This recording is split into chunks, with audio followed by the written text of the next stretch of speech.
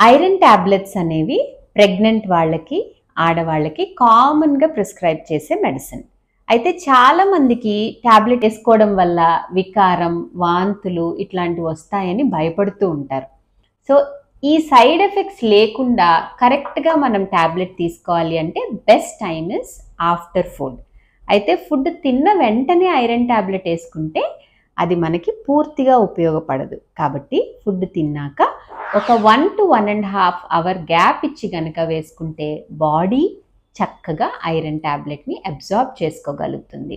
At the same time tablet వేసుకోవడంతో పాటు vitamin C add చేస్తే, అంటే లెమన్ జ్యూస్ కానీ ఆరెంజ్ జ్యూస్ కానీ టాబ్లెట్తో పాటు తీసుకోగలిగితే ఇంకా బెటర్గా బాడీ ఐరన్ టాబ్లెట్ని absorb చేసుకోగలుగుతుంది.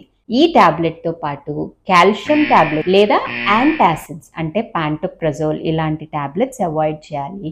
And tea, coffee, milk లాంటి పదార్థాలు కూడా అవాయిడ్ చేయాలి. Hope this helps.